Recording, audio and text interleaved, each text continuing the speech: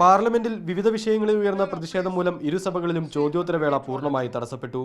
പിന്നീട് രാജ്യസഭ 12 മണിക്ക് ചേർന്നപ്പോൾ ജസ്റ്റിസ് ഗാംഗുലി വിഷയം ചർച്ച ചെയ്യണമെന്നാവശ്യപ്പെട്ട് തൃണമൂൽ കോൺഗ്രസും ലോക്പാൽ ബില്ലിനെതിരെ സമാജ്വാദി പാർട്ടിയും രംഗത്ത് വന്നു. ചെയർ ഇരു പാർട്ടികളുടെയും പ്രതിനിധികളെ സംസാരിക്കാൻ അനുവദിച്ചു. ലോക്പാൽ ബിൽ പാസ്സായാൽ രാജ്യത്തെ ഭരണനിർവഹണ സംവിധാനം നിശ്ചലമാകുമെന്നും ഫയലുകൾ നീക്കാൻ ജനപ്രതിനിധികളും ഉദ്യോഗസ്ഥരും ഒരുപോലെ ഭയക്കുമെന്നും സമാജ്വാദി പാർട്ടി പറഞ്ഞു. പിന്നീട് സമാജ്വാദി പാർട്ടി അംഗങ്ങൾ സഭ വിട്ടിറങ്ങി. തുടർന്നാണ് ബില്ലിന്മേൽ ചർച്ച ആരംഭിച്ചത്.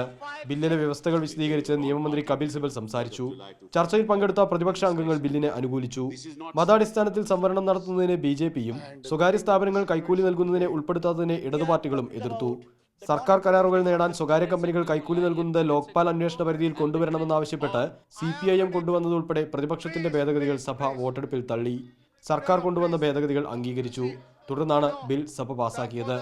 ബിൽ പാസാക്കാനായത് ഒരു നാഴികക്കല്ലാണെന്ന് പ്രധാനമന്ത്രി മൻമോഹൻ സിംഗ് പറഞ്ഞു. ലോക്സഭയിലും സമാനമായ രീതിയിൽ ബിൽ പാസാക്കാനുള്ള തയ്യാറെടുപ്പിലാണ് UPA സർക്കാർ. TK Harish, media 1, Delhi.